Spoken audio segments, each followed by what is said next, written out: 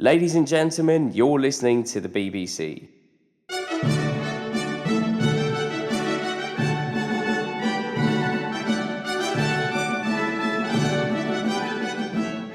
This BBC has nothing to do with Britain.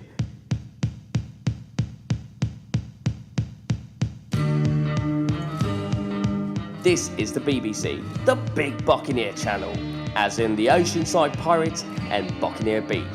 Welcome to the BBC, the Oceanside station.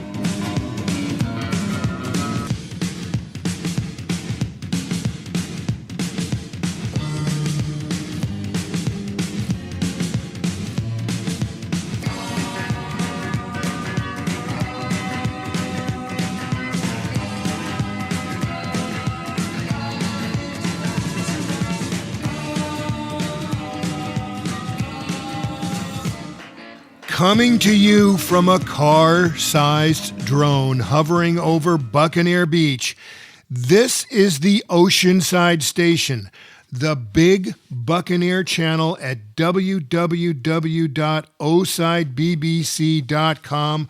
Ladies and gentlemen, this is episode 52. For August 6th, 2025, we have turned 1 year old with this episode. And to honor it, we have got some very interesting items for you. There was a shark sighting off the pier in Oceanside. The Oceanside Historical Society has a brand new home, and they're going to have a grand opening here later this month. And there was a major malfunction here in Oceanside, which has been fixed, but they didn't tell us about it for a long time. The HOT team, the Oceanside Police Department's on the street connection with the homeless, their headquarters has moved. There is a $350 per plate one-night pop-up with a 3-star Michelin chef. It's sold out within minutes. We're going to talk about that. And we've got an interview, our part 2 interview with KRAHEL, who is running for District 5 in the county supervisor race. For happy hour, they have got an extraordinary happy hour at FINNEY'S. They're on Tremont in downtown Oceanside. And for our meter reader, are we dumping on young people who are literally saving our lives? Happy 1-year anniversary to the Big Buccaneer channel. Now, here's the news. Was this going to be Oceanside's $70 million boondoggle? Was it the white elephant aquifer that was better at gushing red ink than pure water? The Big Buccaneer channel learned that the ambitious project called Pure Water Oceanside that went online in January 2022 has been offline for much of 2025, and the city never said anything about it. When it first became operational, Pure Water Oceanside placed Oceanside as the leader in all of San Diego County as the city at the cutting edge of reclaiming its own water, purifying it, and then reusing it, making it much less dependent on imported water than all the other cities in the county. The Pure Water Oceanside process allowed Oceanside to use its own natural aquifer in the Mission Basin, as well as new filtration, reverse osmosis, and advanced oxidation systems to provide enough fresh water to provide 30% of Oceanside's water needs. But there were unspecified problems at the San Luis Rey Reclamation Facility earlier this year, and Pure Water Oceanside was out of order. After a pause in operations due to programming refinements and equipment adjustments, the system is back online.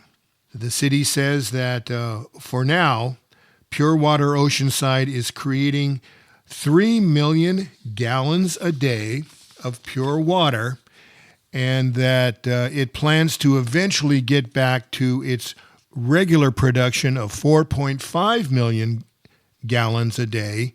They hope to get there eventually.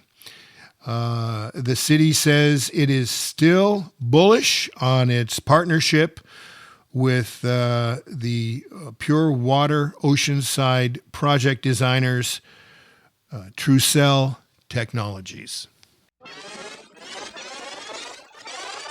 The Oceanside Historical Society, after enduring almost a year of red tape, finally gets to hold its grand opening in its new permanent headquarters Friday, August 29th.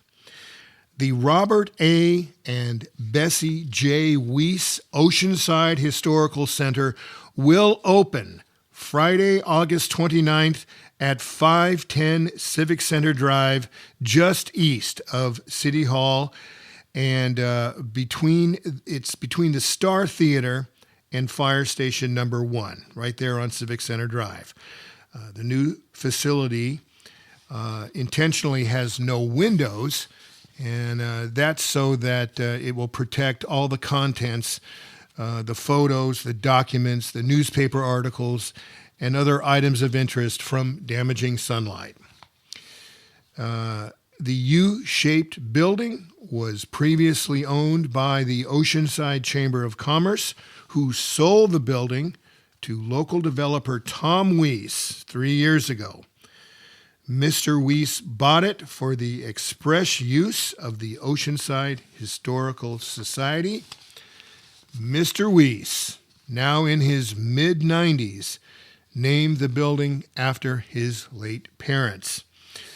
The new hours will be 10 a.m. to 2 p.m. Monday, Tuesday, Wednesday, and Friday, with hopes to eventually open on Saturdays sometime in the future. We have more on the history of the Oceanside Historical Society itself in our deep dive segment later in this edition of the Big Buccaneer channel. But the big news is the Oceanside Historical Society opens in its new headquarters, its permanent headquarters on Civic Center Drive on Friday, August 29th. For 4 years, Chef Willie Ike has overseen the Matsu restaurant in the space on Tremont Street near Wisconsin that once housed the original Flying Pig restaurant. Business has been thriving for Willie and Matsu, and the average per person price to eat there is $100 plus. That's just what it is, and he's still killing it. On August 12th, Chef Willie announced that he has invited 3-star Michelin chef Dominique Crenn to come in for a one-night pop-up presentation. The price was $350 per person. It was interesting to note that that entire restaurant sold out within minutes. It sold out immediately. This is not your grandfather's Oceanside. The 4,000 square foot building on Mission, which is just west of the Dairy Queen, that houses 2 bays. One bay is the Angry Chicken Cafe, and the other bay has been vacant for over a year since a fire closed down Benito's Pizza. The building was put on the market for $2.6 million and ended up selling for $2.7 million. no word, at least no public word, on what may be in store for that vacant bay.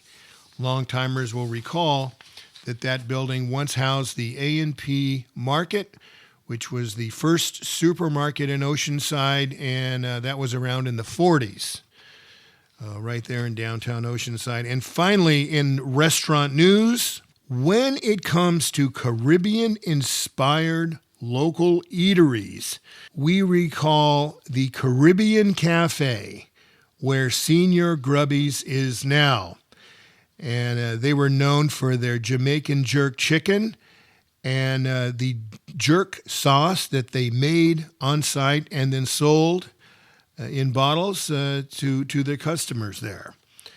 And we, of course, also remember Azafran, the Cuban cafe where Two Brothers from Italy is now on South Coast Highway. The Big Buccaneer Channel wonders out loud if Oceanside is ready for another Cuban cafe. Stay tuned.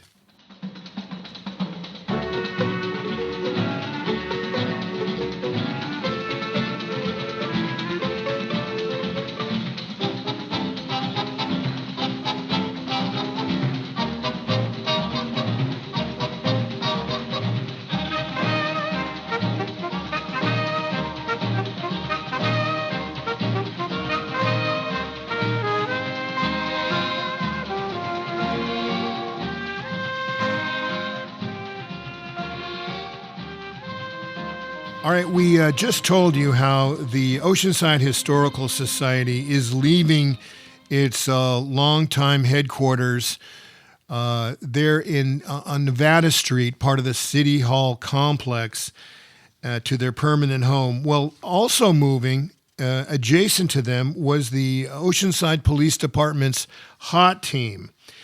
And the HOT team is the sort of the police department's first responders, if you will, to interface with the homeless folks who are on the streets of Oceanside.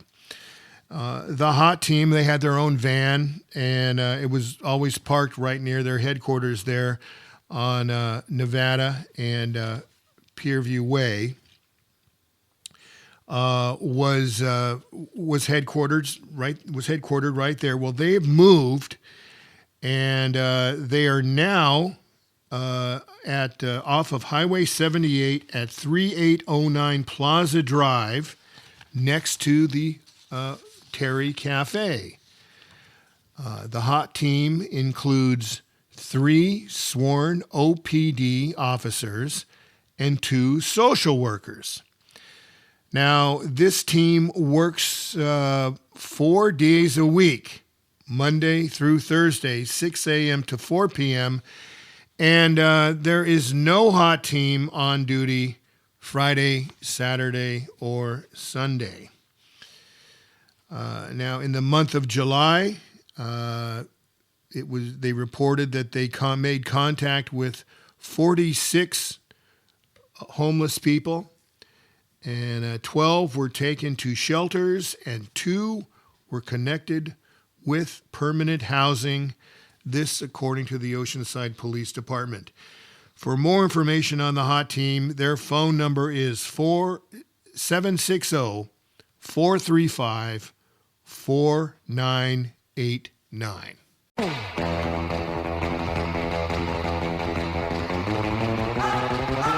And now it's the Big Buccaneer Channel's Beach Report with the latest from Oceanside lifeguard captain Tyler Berry. There was a shark sighting off the pier Sunday, August 4th. Lifeguard captain Tyler Berry reports that a man with a video camera shot footage of an 8-foot juvenile white shark swimming off the pier. The man took the footage to the lifeguard pier headquarters, and the lifeguards then went into shark alert protocol and notified all the local beachgoers by their PA speakers, and they posted signs. And they also alerted other agencies up and down the coast that the juvenile shark had been sighted. Captain Barry says Oceanside is known for having juvenile sharks pass off our coast. And that, after all, we are sharing that ocean with the sharks. Got to keep that in mind. On Thursday and Friday, August 7th and 8th, the lifeguards hold their graduation banquet for their 220 kids aged 9 to 14 and their parents. The kids successfully completed sessions 3 and 4 of the lifeguard program, and it all happens at the Thursday and Friday evening at the Buccaneer Beach Park. This marks the end of the junior lifeguard sessions for the summer of 25. Captain Barry says there have been no dead seals sighted on Oceanside beaches who were sighted earlier this year. Of course, they were killed by the toxic algae bloom, and luckily that menace seems to have passed. And finally, Captain Barry says his sergeants have been busy holding all staff night rescue training sessions.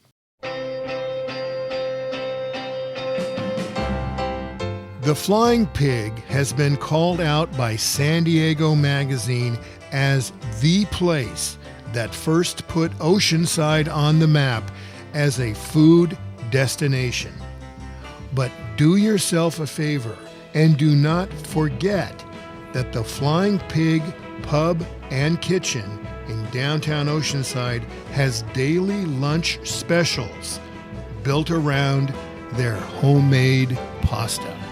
Daily lunch pasta specials may include spaghetti or rigatoni or campagnoli, whatever pasta is made that day, drenched in bouillabaisse sauce. The Flying Pig Pub and Kitchen at 501 Mission with a magnificent homemade pasta lunch special from 11:30 to 4:30 weekdays. The Flying Pig is the place for freshly made pasta and weekday lunch specials.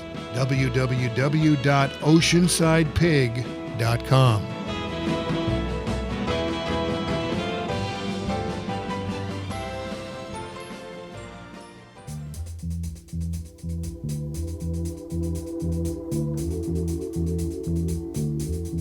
All right, this is the Big Buccaneer Channel, the Oceanside station. My name is Ken Treadway. We're speaking with Kyle KRAHEL, and this is part 2 of our interview. And Kyle just announced he's running for county supervisor, and he would become... Would you be the first Democrat ever elected to the North County District 5 Board of Supervisors seat? Hey, Ken. Yeah, thanks for having me here. I believe, at least in living memory, I'd be the only Democrat from this area represented in North County. Yeah. Well, that's things change, right? We are in the middle of a crazy time in our nation's life, and North County's changed a lot just in my time here. All right. So, but the fact is the county has a pretty big budget. The fact is that the Dems are now back in a majority. They have a 3-2 majority. And it seems like the incentive, the party machinery, might have been more motivated to help you had there been a Republican majority, had the Chula Vista mayor been elected instead of Imperial Beach Mayor Paloma Aguirre in that special election that just happened. What do you make of the fact that there's already a 3-2 majority there, and there may not be as much incentive for either party to help their candidate? Well, this is a nonpartisan seat, and I want to earn the votes of everybody from all political stripes. But I am thrilled that Paloma Aguirre got elected to cement that Democratic majority. I'd be honored to serve alongside her and Tara Lawson-Reman, Monica Montgomery Stepp, if the voters so choose. But there is something special about having a county supervisor who's part of the majority for North County. One thing I do agree with Jim Desmond on is that North County hasn't gotten its fair share of resources and investment from the region. And having a North County supervisor who's part of the majority can help solve that by actually bringing those resources here and not just being a combative minority voice. Furthermore, though, there are certain things, you talk about how big the budget is, that do require a 4-vote majority. Actually, you need a supermajority to do certain things. Really? Yes. And so that's going to be really key to be able to kind of solve some of our long-standing challenges at the county. That county board was controlled for decades and decades by the same coterie of Republican officials. And, only now are we starting to change. I think if we have 4, we can actually make some of those changes to kind of wipe away some of the cobwebs and, the underbrush that I think is built up at the county building. So have you spoken with any of the elected Dems or Republicans who are currently on the County Board of Supervisors? Yeah, I've talked to most of them. I haven't spoken with Supervisor Anderson, although I would love to. I respect his thoughtful approach. But I speak with Jim Desmond. I saw him, I think, just a week or two ago at the Padres game. So I do speak with all of them somewhat regularly, and look forward to working with them and learning from, even if I'm so lucky to be elected, learning from what Jim Desmond learned on the board. The thing that the other 2 Republicans have is that they are they've been elected, and they're coming from an elected position. You're not, you maybe don't have the same name recognition that they have, simple by the fact that you're not coming from an elected position. Is that a negative or what? I think it's important that we don't just have another career politician, the typical politician in charge. We have a lot of challenges up here in North County, the homelessness crisis being one of the major ones. And unfortunately, my opponents have had over a decade each in their cities to try to deal with this. And instead, all they've really done is complain.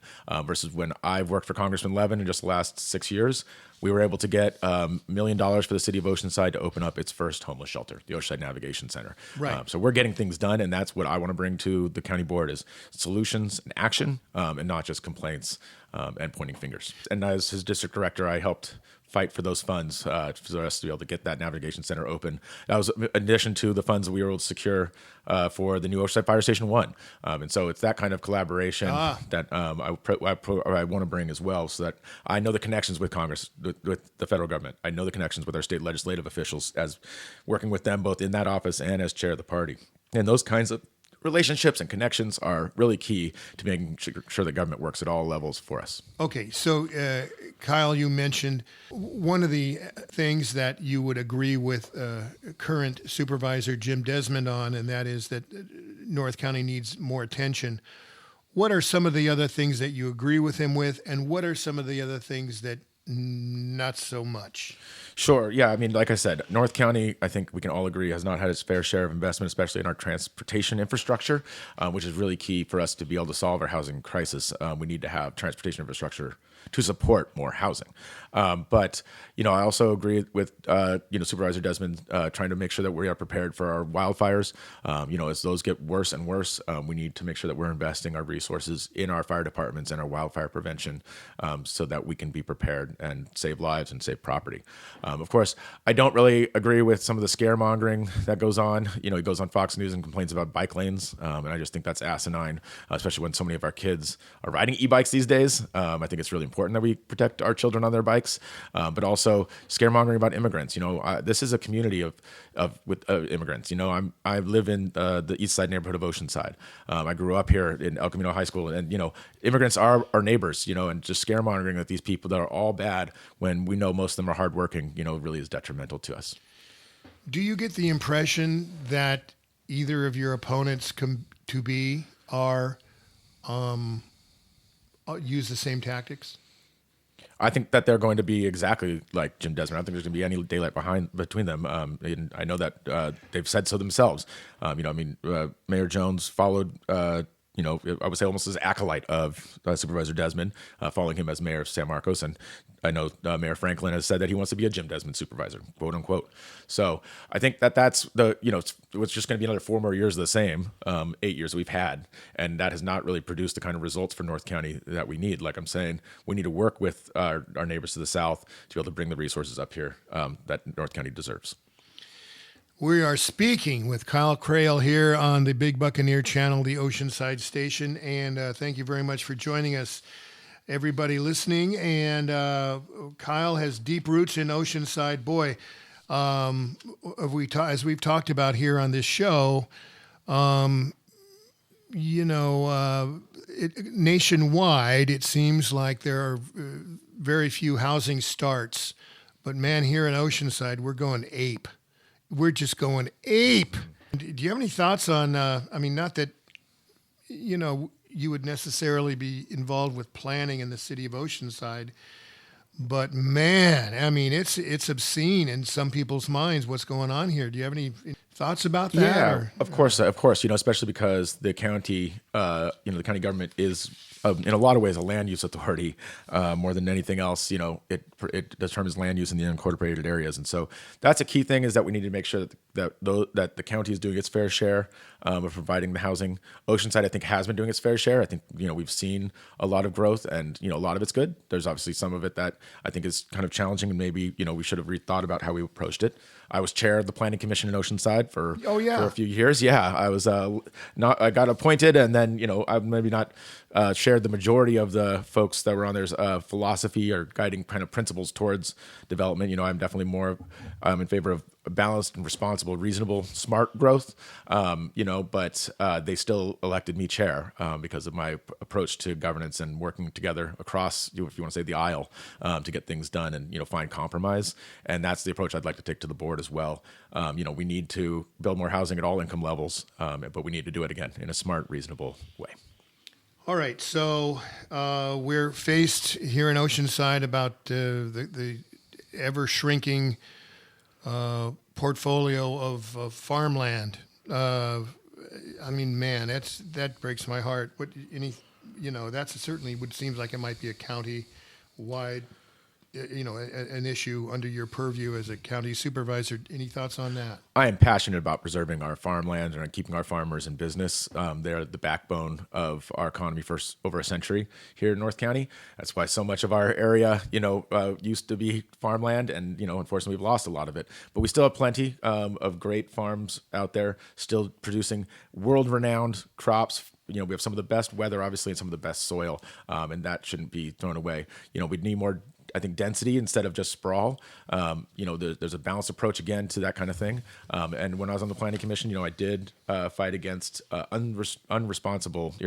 projects that were pushing more out into our hinterland that didn't have the infrastructure to support them, and that were going over prime farmland. So I bring a similar approach to the county. We've got a lot of great avocado groves, citrus, cut flowers, tomatoes here in North County, and I want those businesses to thrive and continue providing, like I said, world-class products from right here in North County.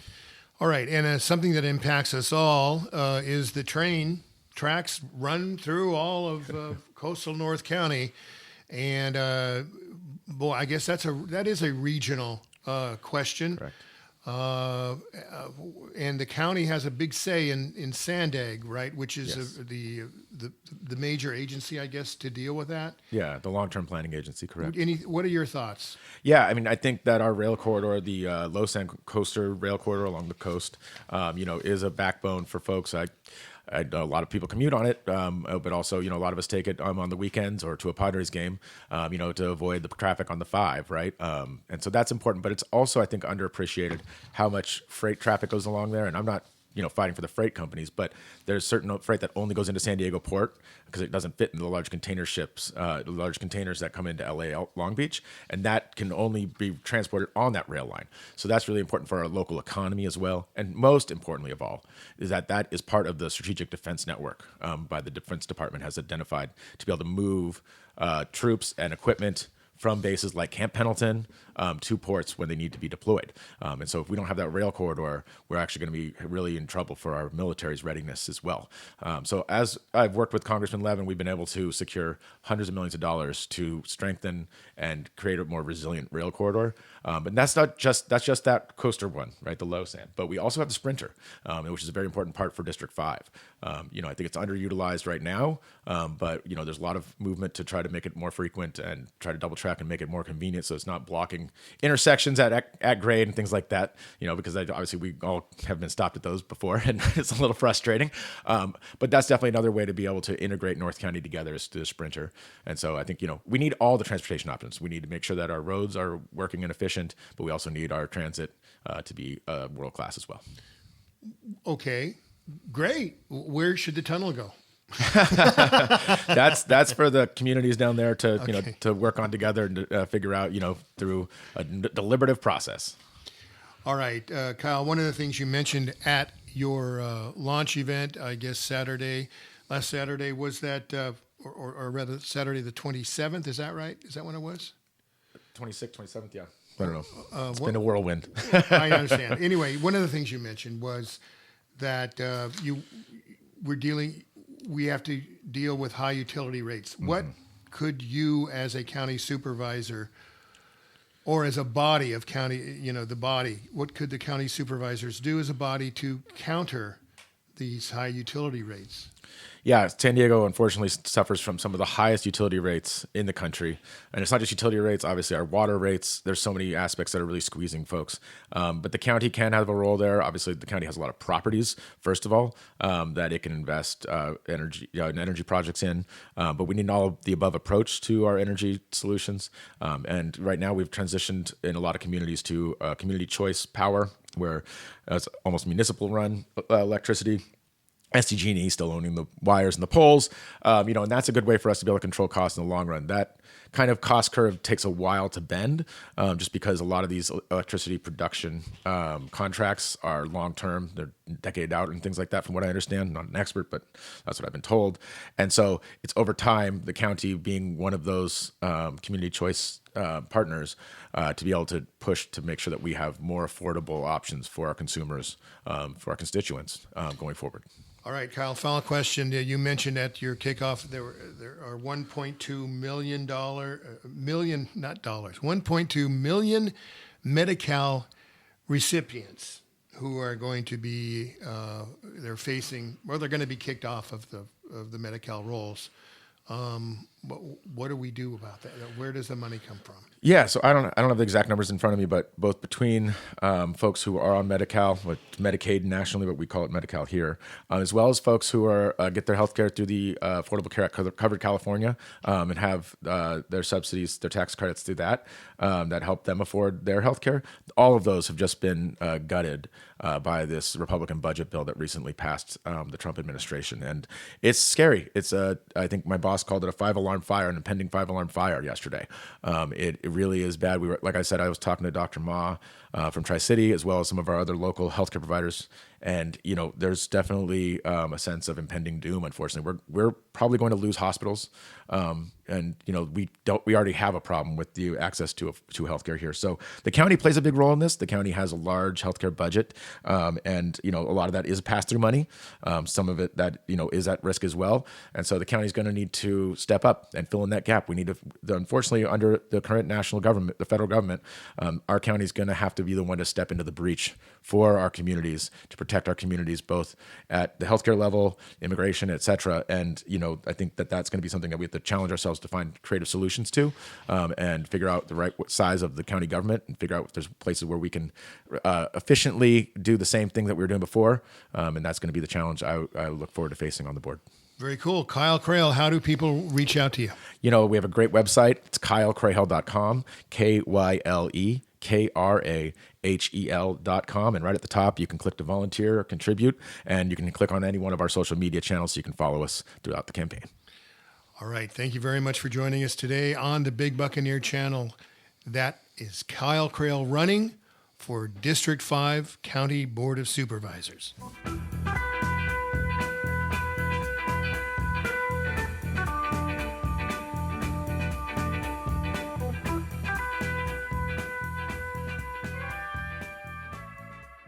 And now it's time for a segment of the Big Buccaneer channel where we drill, baby, drill.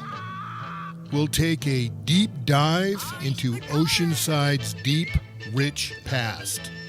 Welcome to the Big Buccaneer Channel's Deep Roots Deep Dive.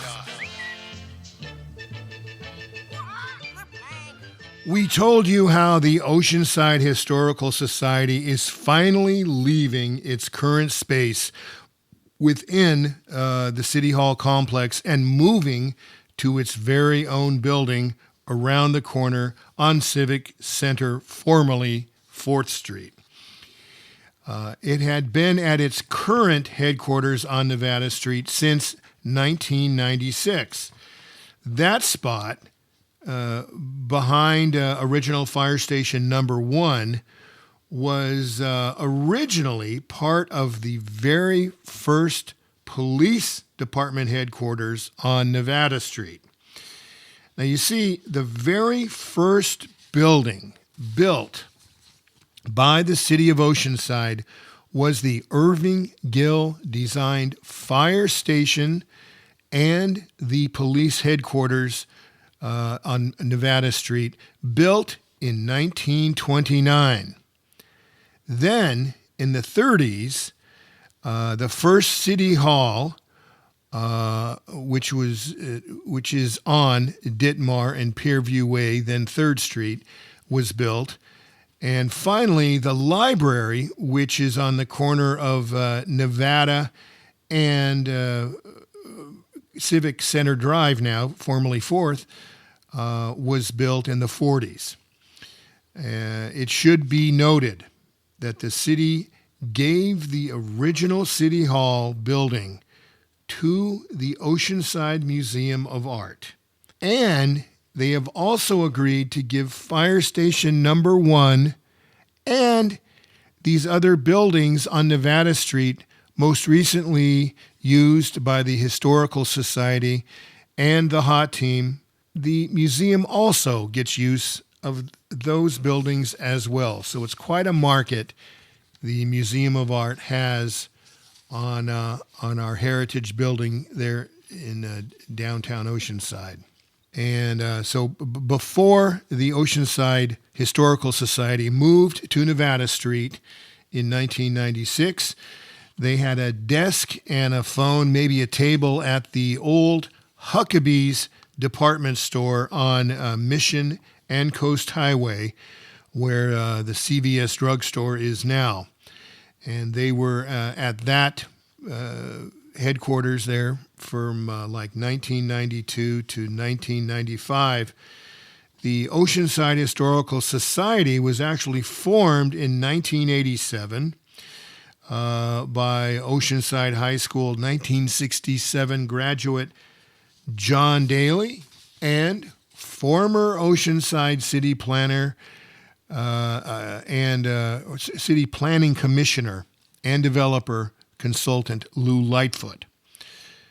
Pete Westlow has contributed many resources to the Historical Society over the years, but it should be noted that Christy Hawthorne, who is currently the Executive Director of the Oceanside Historical Society, is the heart, the soul, the principal curator, and the prime historian for the Oceanside Historical Society as it enters its new phase.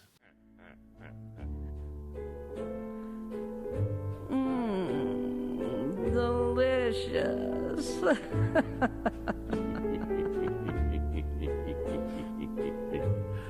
I like it too. Yes, I do like it. Delicious. It's time for happy hour. That time on the Big Buccaneer Channel when we highlight an Oceanside eatery or night spot that features food or drink specials during happy hour or any time they choose. FINNEY'S Craft House at 212 North Tremont has happy hour from Monday through Friday, 3 to 5 p.m. FINNEY'S has some 30 beers on tap And during happy hour, they go for $6 a pint. And they range from light to fruity to hoppy to super hoppy to malts.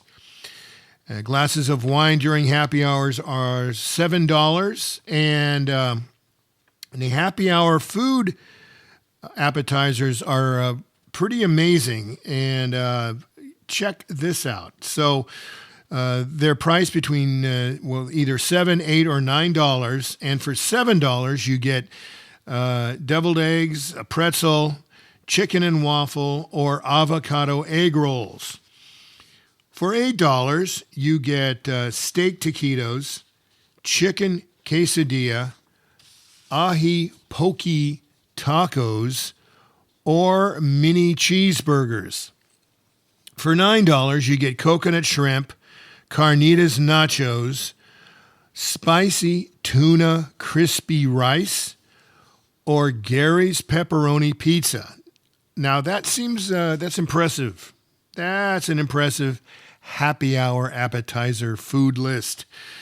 And for $16 during happy hour at FINNEY'S from 3 to 5 p.m. weekdays, you get a beer or a soda, fries, and either a chicken sandwich or FINNEY'S cheeseburger. Now that's a good deal. FINNEY'S is on Tremont between Mission and Pier View Way. Delicious! Oh, have some more. Get the waiter and hombre. I'll put on the paper hat. Get out the lamp. I even like the cork.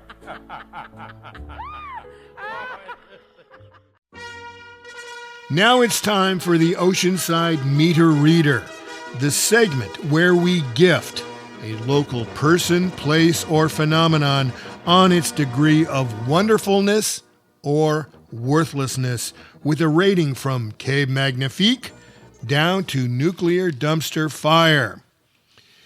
Now, let's just look at these facts. On the weekend of August 1st, 2nd, and 3rd, Friday, Saturday, and Sunday, the Oceanside Lifeguards had, these are 3 days, 27 rescues, 221 preventative actions, 162 law enforcements, 21 minor medical aids, 6 major medical aids, 11 found children, and then where they had to instruct people to move from a restricted swimming area, they say they directed 3,489 people to move from that restricted area during those 3 days. Now, that's just 3 days in August. Keep in mind, some of these lifeguards at the most rookie level are getting $20 an hour. Meanwhile, the city council is seriously considering doling money out from its general fund, where they never used to do this, but they started doing it last year. They want to give a total of $450,000 out of, over 2 years, out of the general fund to the KOCT Let's Pretend TV station that no one watches. And this is an obscenity when you've got these kids working, saving lives for $20 an hour. And, all sorts of people have their hands up saying, we want money, we want money, we want money. But you know what? I got to tell you, this is a pretty graphic area of where there is massive misspending of public funds.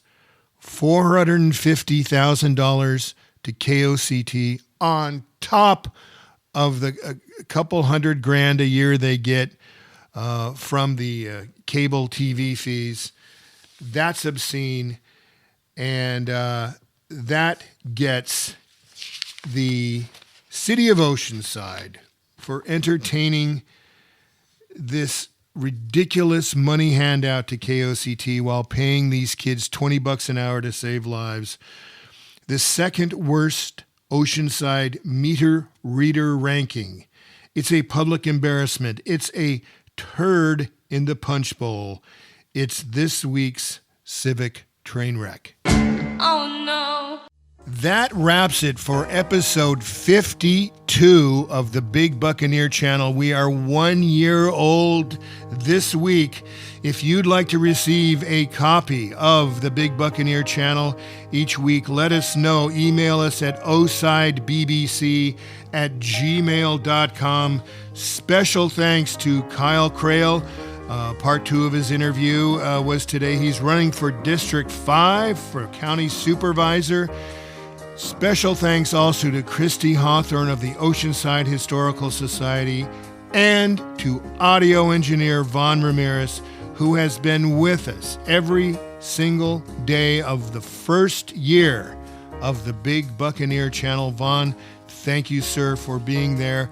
And until next week, the start of year number 2 for the Big Buccaneer Channel, the Oceanside station, this is Ken Treadway saying, thank you, Oceanside.